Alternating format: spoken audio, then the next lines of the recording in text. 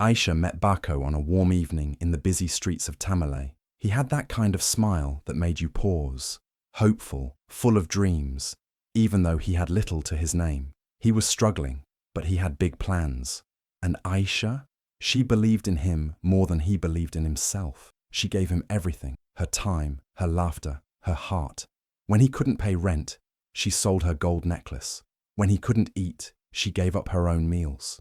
When he cried over failure, she held him and whispered, "We'll make it." She even put her own dreams on hold just to push his forward. People looked at them and said, "This is real love." They were the couple everyone admired, the kind of love that looked like it could survive anything. But deep inside that love story, hidden behind every sweet promise, was a betrayal quietly waiting to destroy it all. Ayesha just didn't see it coming. At first, Ayesha thought she was just overthinking. Bako had started making money. His business was finally growing. He dressed better, spoke with more confidence, and walked like he owned the world. She was proud of him, truly, but something about him started to feel different. He stopped calling her during the day like he used to. He'd come home late with lazy excuses and tired eyes.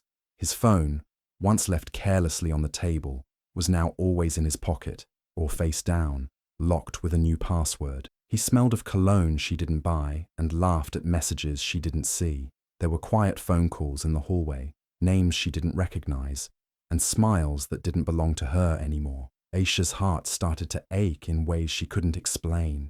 She asked questions, but he brushed them off with charm and half-truths.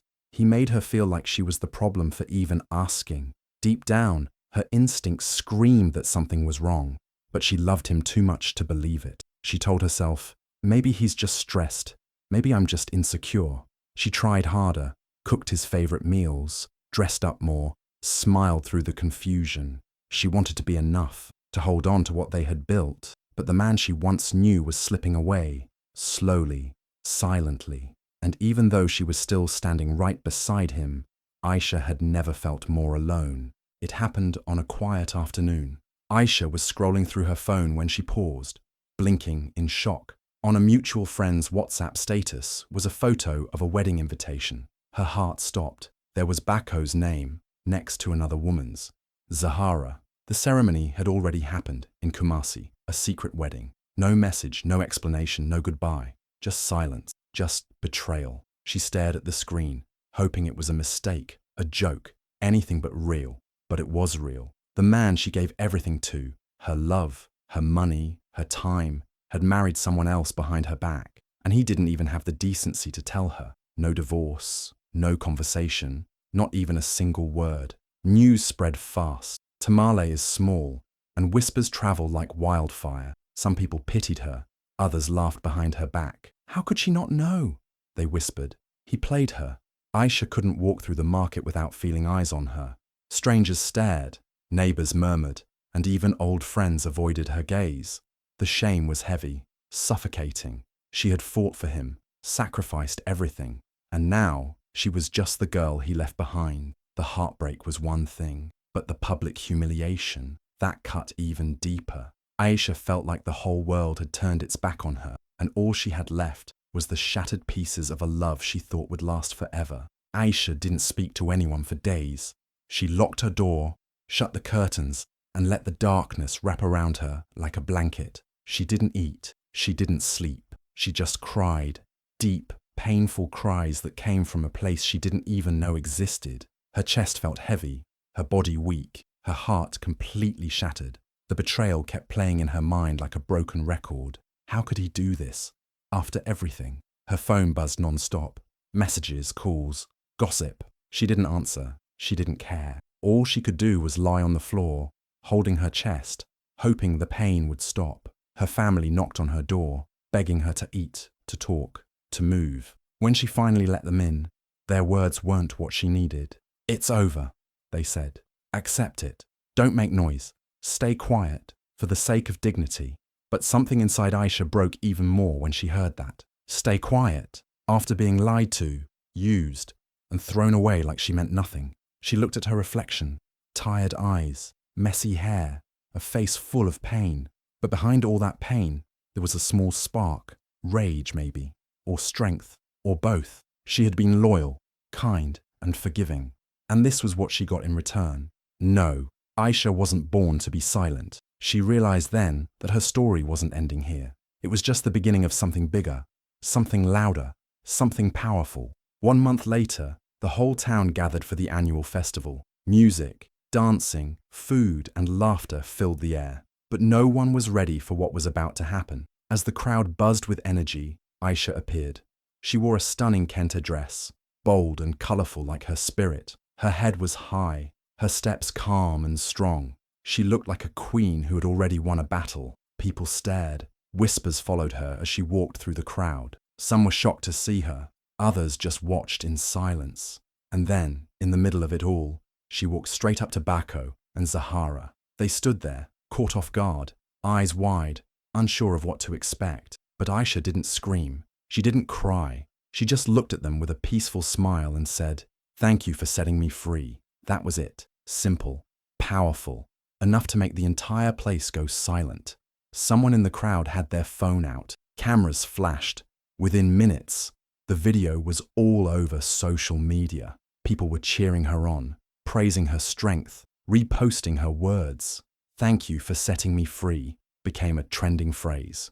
Ayesha didn't just confront her pain that day, she owned it. She turned what could have been a scene of drama into a moment of grace and power, and the whole world saw it. She wasn't just a heartbroken woman anymore. She was a symbol of strength, and her story was just getting started. After the festival, Ayesha didn't hide anymore. She took all the pain, all the betrayal, and turned it into something beautiful. Instead of letting it break her, she used it as fuel. She picked up her sketchbook, dusted off her sewing machine, and started creating again. This time not for others, but for herself. She called her brand Wahoo Women, a name that meant bold, fearless, and free. Every design told a story of strength, heartbreak, healing, and power. At first, it was just a few dresses on Instagram, but people noticed. Women across Ghana and beyond connected with her message. Orders started pouring in. Her pieces weren't just clothes, they were statements. Within months, she was featured in African Women's Weekly. A national TV station called her in for an interview. She sat there in one of her own designs, speaking with confidence and grace. The same people who once laughed behind her back, now they applauded her. They shared her posts, praised her courage, and called her an inspiration. Even strangers reached out, saying things like, "You helped me find my voice." Ayesha had gone from being the girl who was betrayed to the woman who built an empire from the ashes. She didn't just rise, she soared. And the best part, she did it without revenge, without bitterness, just vision, passion, and quiet power. Her pain gave birth to her purpose, and the world was watching her glow. While Ayesha was rising, Bako's world slowly began to crumble. At first, he thought he had won. He had Zahara by his side, money flowing in, and people praising his success. But it didn't take long for the truth to show. Zahara wasn't who he thought she was. She didn't love him. She loved the money, the attention, the lifestyle. She controlled everything, demanded more every day, and didn't care about the business or his peace of mind. Behind the scenes, things were falling apart. Clients started pulling away. Some had seen Ayesha's viral video and didn't want to be associated with him anymore. Others left quietly after hearing how he treated the woman who once helped build his dream. A silent boycott began to grow, and it hit hard. The contracts stopped, the deals vanished, the bank called, and as his business collapsed, so did his image. People no longer saw him as the ambitious young man they once cheered for. They saw the man who betrayed a good woman. Even his own family was ashamed. His mother stopped answering his calls. His siblings distanced themselves, embarrassed by the scandal he brought to their name. Bako tried to hold on, to fix things, but it was too late. The same hands that once helped him climb, Ayesha's hands, were now gone. And without her, nothing stood firm. His fall wasn't loud or dramatic. It was slow, painful, and lonely, just like the way he left her. Ayesha's story didn't just touch her town, it touched hearts across the entire continent. Women everywhere saw themselves in her pain, in her strength, in her comeback. Messages poured in from Kenya, Nigeria, South Africa, and beyond. Strangers sent letters saying, "You gave me hope," or, "Because of you, I walked away from a toxic marriage." Ayesha realized her story was no longer just hers, it was a movement, so she decided to do more. She launched a foundation for single and divorced mothers, women who were often forgotten, judged, or left to suffer in silence. She named it Wahoo Hearts, a sister to her fashion brand. The foundation offered counseling, small business training, and emotional support. It gave women tools to rebuild their lives, just like Ayesha did. The #sign Stand with Ayesha started trending across Africa. Celebrities, influencers, and everyday women began sharing their own stories under the tag. Social media exploded with messages of empowerment and healing. It was no longer about heartbreak, it was about rising after it. Ayesha became more than a fashion designer. She became a voice, a symbol, a safe space for women who had been told to stay silent. She spoke at universities, women's conferences, and on TV panels. She told the truth, raw and real, and people listened. What was once a private pain had grown into a global wave of strength. Ayesha reminded the world that healing isn't weakness, it's power. And once a woman rises from heartbreak, there's no limit to how far she can go. It was a quiet evening when Bako showed up outside Ayesha's store.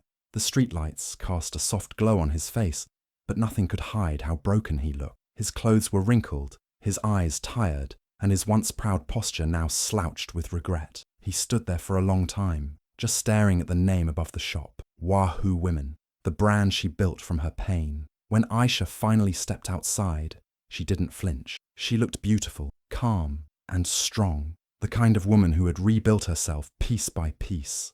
Bako took a shaky breath, eyes full of shame, and whispered, "Forgive me." There was silence. Then she looked him straight in the eye, her voice soft but powerful. "I already did," she said. "That's why I'm shining." She didn't shout. She didn't cry. She just turned and walked away, graceful, steady, unstoppable.